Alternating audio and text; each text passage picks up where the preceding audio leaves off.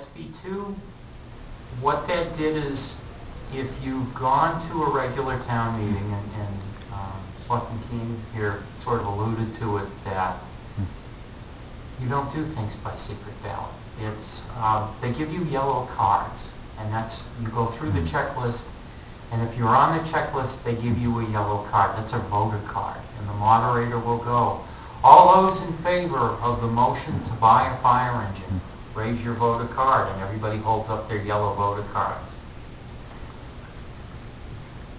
That may be fine for fire engines, but when you're voting on teachers' contracts, police union contracts, hiring extra policemen or firemen, if you're in the opposition, it is amazing how much grief you can endure in a community.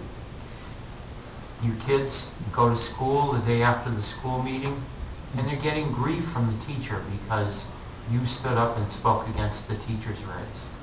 Or they'll send somebody forward and they'll tell the kids, go home and tell them that the teacher will go away if they don't vote for the teacher contract. If you stand up and speak against the police department, don't be surprised if suddenly you're being pulled over for motor vehicle checks. This happens in towns. So what SB2 did was they said that no longer will you be voting where people can look and see how you vote. You can do secret ballots, but you know, after about the third one, it's the will of the audience is like, oh, another one. Because you have to stop and count these things, and they have to appoint counters and the whole bit.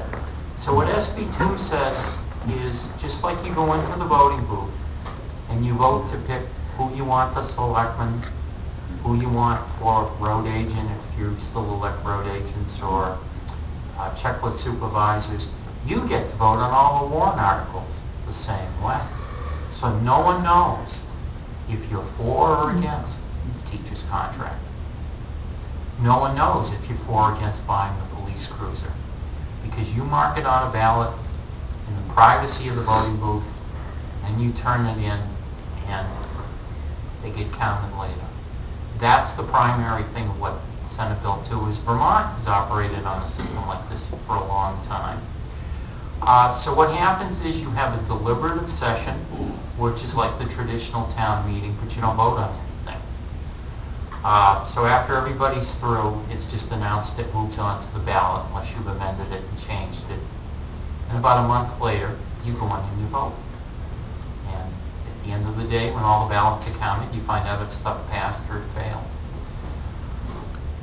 People will say that no one goes to deliberative session, and to some degree that's true, but you know, the day you have a real hot-button project, they're going to show up. Let me just interrupt. Last year, I've actually gone to what in essence is the deliberative session, the budget session for people who still have town meeting. And the first year I went, there were 17 people in the audience. The second year I went, there were probably about 40 because there was a hot button issue. Last year I went, and it was myself and one other person who showed up at the meeting. There were 50 some odd people in the room, but they were all town employees who were there to answer any questions we might have. And our town manager got up and said, see, this is what, if you want to know what a deliberative session and Senate Bill 2 looks like, this is it. And I stood up and said, so why wouldn't we have Senate Bill 2? I don't understand. You know, why wouldn't we give people a secret ballot? Because obviously this isn't working for the town meeting panel either. 2 people show up at this session, 2 people show up at an SB2 session. What's the difference? The only difference is you get to vote in secret. One thing that's fascinating about it is that under the town meeting system, which some towns still have, the towns, you would be there till 2 in the morning, 1 in the morning, because the vested interests stay. They stay, throwing out amendments. Okay, we're going to talk about this amendment. Throwing out this idea, we're going to talk about this idea. And they do it intentionally, knowing that the people who are there got to get up and actually work to pay their stinking taxes. So the SB2 allows for the people who can't make it, or the people who would just be exhausted, to at least go in and vote afterwards. and say, I'm going to negate this, which is a nice thing. Gardner touched on a very interesting point.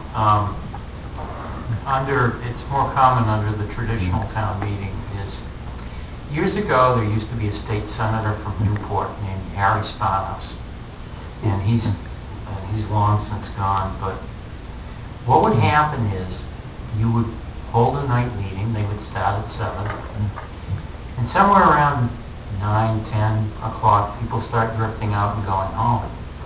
Well, they had voted down a bond issue in Newport to build a school, big bucks, and people went home.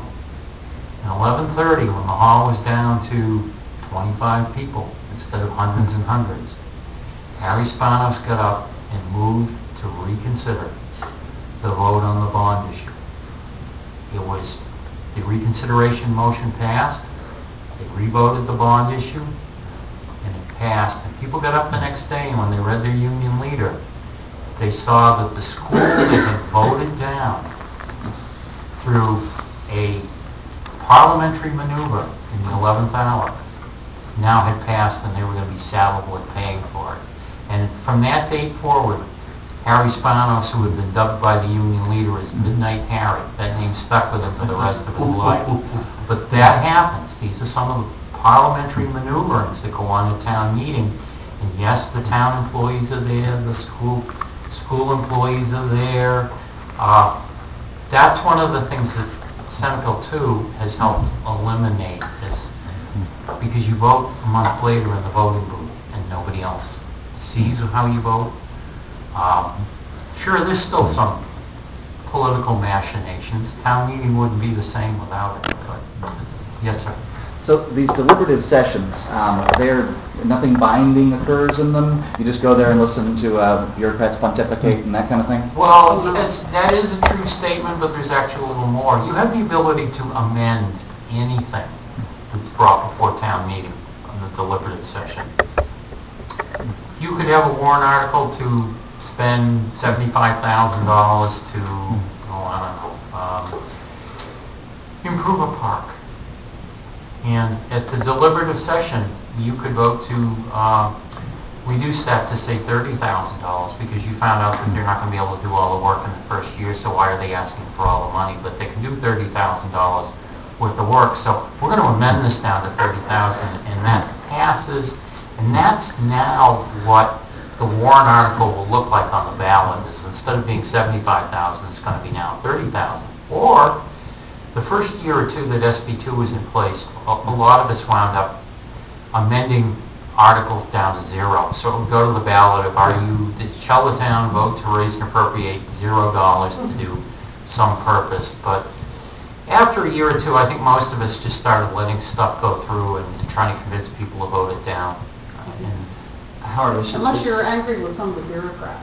Yeah. In our town, in the deliberative session, we amended all of the road issues down to $1 because we didn't like the way the selectmen were dealing with road agents. So we cut quite if I could, there is fundamental language that's put into budget-type articles. And it's, shall the town vote to raise and appropriate X dollars for some purpose. And when you raise and appropriate funds, you commit the town, people in the town, to raising that money through property tax unless there's an identified offsetting revenue source.